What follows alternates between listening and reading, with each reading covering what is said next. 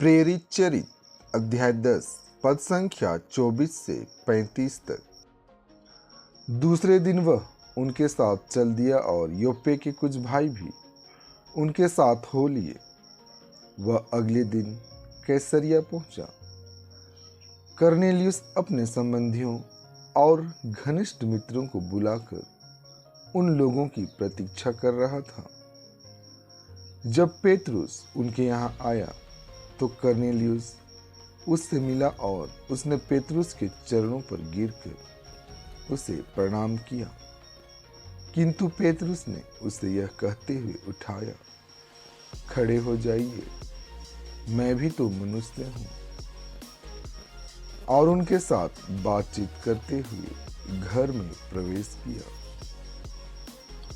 वहां बहुत से लोगों को एकत्र देखकर पेतरुस ने उनसे यह कहा, आप जानते हैं कि गैर यहूदी से संपर्क रखना या उसके घर में प्रवेश करना यहूदी के लिए सख्त मना है। किंतु ईश्वर ने मुझ पर यह प्रकट किया है कि किसी भी मनुष्य को अशुद्ध अथवा अपवित्र नहीं कहना चाहिए।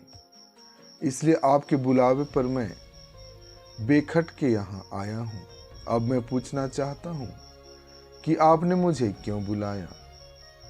कर्नेलियुस ने उत्तर दिया, 4 दिन पहले इसी समय मैं अपने घर में संध्या की प्रार्थना कर रहा था कि उजले वस्त्र पहने एक पुरुष मेरे सामने आ खड़ा हुआ।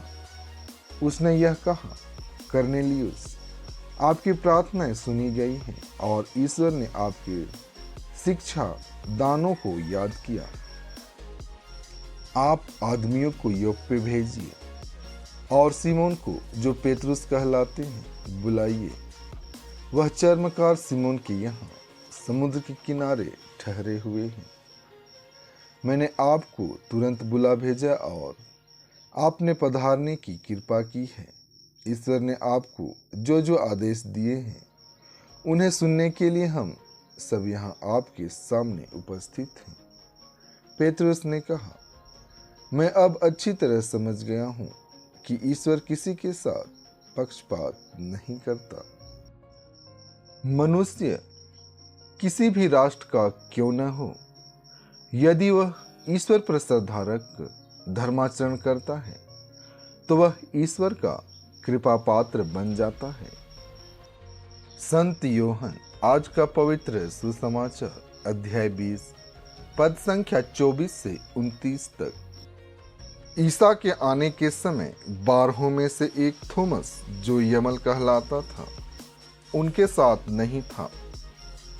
दूसरे शिष्यों ने उससे कहा, हमने प्रभु को देखा है। उसने उत्तर दिया, जब तक मैं उनके हाथों में कीलों का निशान न देख लूं, कीलों की जगह पर अपनी उंगली न रख दूं और उनकी बगल में अपना हाथ न डाल दूं, तब तक मैं विश्वास नहीं करूंगा। 8 दिन बाद उनके शिष्य फिर घर के भीतर थे और थोमस उनके साथ था।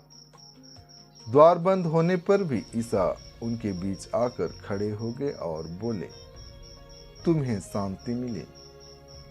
तब उन्होंने थोमस से कहा, अपनी उंगली यहाँ रखो, देखो ये मेरे हाथ हैं। अपना हाथ बढ़ाकर मेरी बगल में डालो और अविश्वासी नहीं बल्कि विश्वासी बनो। थोमस ने उत्तर दिया, मेरे प्रभु, मेरे ईश्वर। ईसा ने उससे कहा, क्या तुम इसीलिए विश्वास करते हो कि तुमने मुझे देखा है? धन्य है वे जो बिना देखे ही विश्वास करते हैं। प्रभु के इन वचनों के द्वारा आपको आशीष मिले। आमीन।